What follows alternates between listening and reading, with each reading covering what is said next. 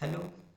पहले स्टार्ट करते हैं कि कैसे किसी अगर आपने पेपर कोई रिसर्च पेपर लिख रखा है तो उसे कैसे इंटरनेशनल और नेशनल कॉन्फ्रेंस में पब्लिश करेंगे। तो सबसे पहले शुरू करते हैं कि कैसे उसे सबमिट करना है। सो हमें इसके लिए सबसे पहले माइक्रोसॉफ्ट सीएमटी का अकाउंट क्रिएट करना होगा। उसका जो लिंक है ये http://cmt3.research.microsoft.com। हमें डायरेक्ट कॉन्फ्रेंस के साइट पे हम इसे सबमिट नहीं कर सकते। तो क्या होता है ना कि हमें माइक्रोसॉफ्ट सीएमटी के थ्रू ही सारे कॉन्फ्रेंसेस में पेपर सबमिट करना होता है। तो हम क्या करेंगे कि सबसे पहले माइक्रोसॉफ्ट सीएमटी का ये लिंक ओपन करके उस पर रजिस्टर कर लेंगे। तो रजिस्टर करते वक्त आपको कुछ इस तरह का विंडो दिखाई देगा। तो इस विंडो में देख लीजिए लोग कुछ इंफॉर्मेशन देनी है, जैसे आपकी ईमेल, पासवर्ड क्रिएट कर लीजिएगा, कंफर्म पासवर्ड कर लीजिएगा। पर्सनल इंफॉर्मेशन है यहाँ पे, first name, last name, nickname, organisation name. यहाँ आप अगर किसी इंस्टीट्यूट से बीटेक में पीएचडी कर रहे हैं तो वो आप इंस्टीट्यूट का नाम लिख सकते हो, या फिर आप किसी इंडस्ट्री से रिसर्च कर रहे हो तो आप इंडस्ट्री का नाम दे सकते हो। और कंट्री भर दीजिए। यहाँ एक्सटर्नल प्रोफाइल में अगर आपकी प्रोफाइल नहीं बनी हुई है, ORC ID, systematic scholar ID and Google scholar ID, तो यहाँ मैसेज करने की जरूरत नहीं है। फिर वेरिफिकेशन कोड डाल के आप रजिस्टर कर लीजिएगा। साइन अप करने के बाद या अकाउंट क्रिएट करने के बाद एक ही ऑप्शन बचता है कि हमें लॉगिन करना है। तो फिर आप माइक्रोसॉफ्ट ट्वेंटी में जब लॉगिन कर लेंगे तो लॉगिन पेज आपको कुछ इस तरह का दिखाई देगा। यहाँ पे दो ऑप्शन दिखाई दे रहे हैं। माई कॉन्फ्रेंस, यहाँ पे माई कॉन्फ्रेंस इसलिए दिखाई दे रहा है कि मैंने इन सारे कॉन्फ्रेंस में पेपर सबमिट कर रखा है। और जिसमें नहीं सबमिट कर रखा है वो ऑल कॉन्फ्रेंसेस में जाओगे तो सारा टोटल आपको मिल जाएगा। तो कुछ चीजें यहाँ ध्यान देने की जरूरत है कि कॉन्फ्रेंस का स्टार्ट डेट जो है, बेसिकली ईयर आप देख के उसमें आप पेपर सबमिट कीजिएगा, क्योंकि यहाँ पे डेट दिखना बहुत जरूरी है। क्योंकि ऐसा ना हो कि आप अभी सबमिट कर दिए बिना देखे और एक साल बाद का कॉन्फ्रेंस हो वो।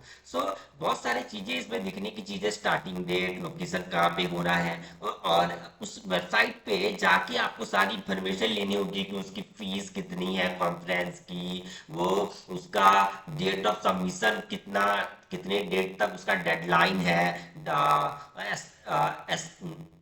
नोटिस एक्सेप्टेंस ऑफ पेपर का भी डेट होता है, एक 4-5 दिन वो होता है, वो भी आपको देखना होगा। फिर प्रेजेंटेशन कब होता है वो भी आपको देखना होगा। आपको बहुत सारी चीजें ध्यान में रखनी है यहाँ कॉन्फ्रेंस चूज करते समय। तो वो सब बातों का ध्यान रखने के लिए हम नेक्स्ट स्लाइड पे जाते हैं, स्लाइड 5। की पॉइंट्स टू बी रिमेंबर। तो पहला पॉइंट ये है कि सर्च इंटरनेशनल और national conference in specified date 1 to 2 मत आए। मान लीजिए कि आपको पेपर अभी आप सबमिट कर रहे हो, अभी कौन सा महीना, अप्रैल चल रहा है, तो आप समझिए कि उसका सबमिशन अप्रैल 10 या अप्रैल के बाद मई आता, मई तक ही रहे, क्योंकि उससे जल्दी पब्लिश हो जाएगा अगर आपका जल्दी एक्सेप्ट हो जाता है तो। सो ये ध्यान में रखिएगा।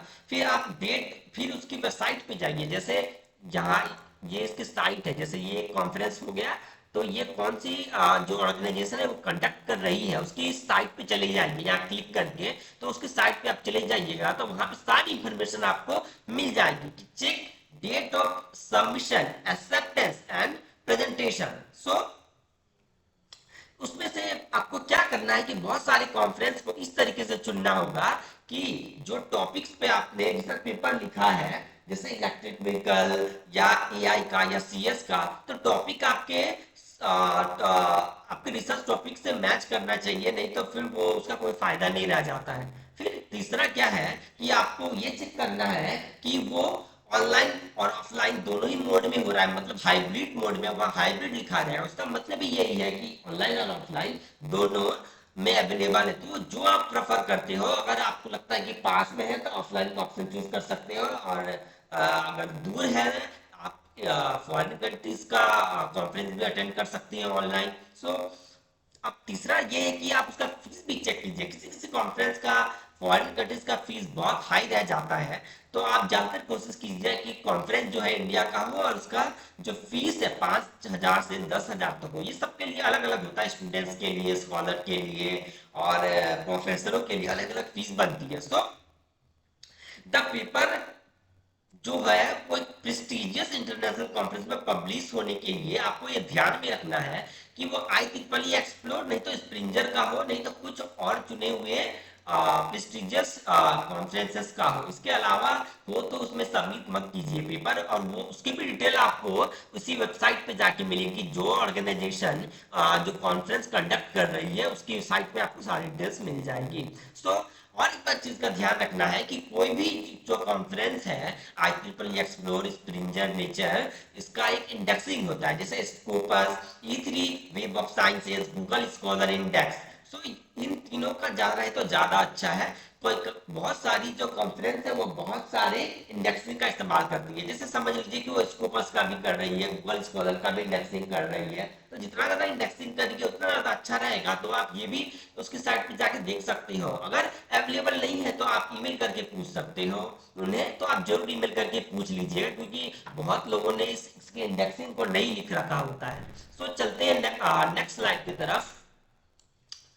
अब क्या है कि जब आप कॉन्फ्रेंस को ढूंढ लिए हो कि कहाँ कहाँ पेपर सबमिट करना है, तो कम से कम आप एक पेपर दे रहे हो तो कम से कम उसको 5 से 10 इंटरनेशनल कॉन्फ्रेंस में दीजिए। उससे क्या होता है कि हो सकता है किसी एक में जाके आपका एक्सेप्ट हो और बाकी 4 में रिजेक्ट हो जाए, इसकी भी संभावना है, क्योंकि रेट ऑफ रिजेक्शन भी है वहां पे। और फिर पेपर सबमिट करने के टाइम में आपको कुछ डिटेल्स मांगी जाएंगी, जैसे एब्स्ट्रैक्ट ऑफ द पेपर, तो वो कॉपी करके पेस्ट कर दीजिए। टाइटल ऑफ द पेपर वो भी कॉपी करके पेस्ट कर दीजिए। और वहाँ पे किसी किसी कॉन्फ्रेंस में तो आपको टॉपिक भी कुछ 4-5 टॉपिक्स भी चुनने को मिलेंगे। मैं अगली नेक्स्ट वीडियो में वो सब आपको वेबसाइट पे जाके करके दिखाऊंगा। सो यहाँ भी ये चीजें डिस्कस कर लेते हैं। फिर टॉपिक आप चूज कर लोगे, फिर आपको सबमिशन दबाना है, और उसमें सारे ऑथर्स का भी आपको नाम देना होगा। तो सबमिट करने के बाद क्या है, आपके माइक्रोसॉफ्ट CMT से आपको एक ईमेल मिल जाएगा।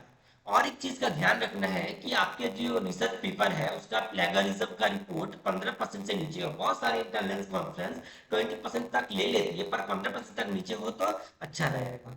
सो जब आपका पेपर अब एक्सेप्ट हो जाए, एक्सेप्ट होने के बाद बहुत सारी चीजें होती है, जैसे रिव्यू आता है, कम से कम 2 रिव्यूअर का तो रिव्यू आएगा ही आएगा। फिर उसके हिसाब से पेपर एक्सेप्ट होता है। एक्सेप्ट विथ माइनर रिवीजन देते हैं, एक्सेप्ट विथ मेजर रिवीजन देते हैं, पोस्टर प्रेजेंटेशन देते हैं, और या तो rejected depending on the review of the reviewer.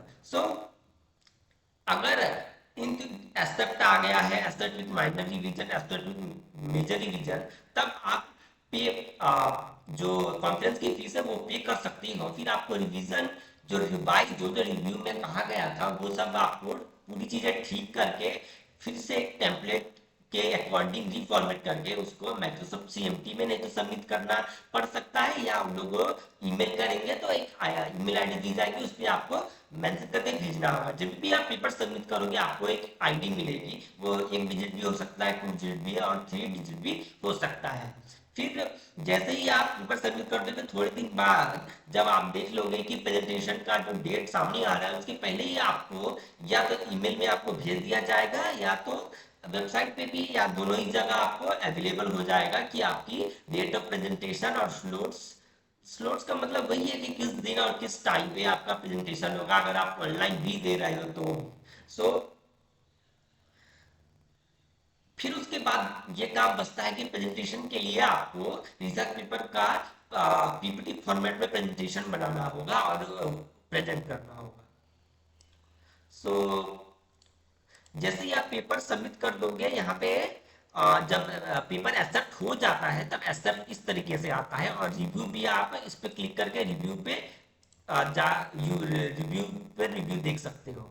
सो आगे चलते हैं। फिर क्या हो जाएगा, जब आप प्रेजेंट कर दोगे, जब वो कंसिडरेशन में आ जाता है, तब भी जो पब्लिशर है जैसे स्प्रिंजर, टिप्पणी, एक्सप्लोर, इन लोग आपको एक टेम्पलेट देंगे। उन लोगों के टेम्पलेट के हिसाब से उसको रिफॉर्मेट करके आपको फिर से भेजना होगा। फिर 1 से 5 महीने के अंदर अंदर पेपर साइट पे अवेलेबल हो जाएगा, या कह सकते हैं कि टिप्पणी, एक्सप्लोर या स्प्रिंजर में अवेलेबल हो जाएगा। तो वहां पे अपनी सारी जब वो हो जाता है तो आप अपनी सारी डिटेल्स चेक कर लीजिए सही है कि नहीं। तो इस तरीके से आपका पेपर यहाँ पब्लिश हो जाएगा।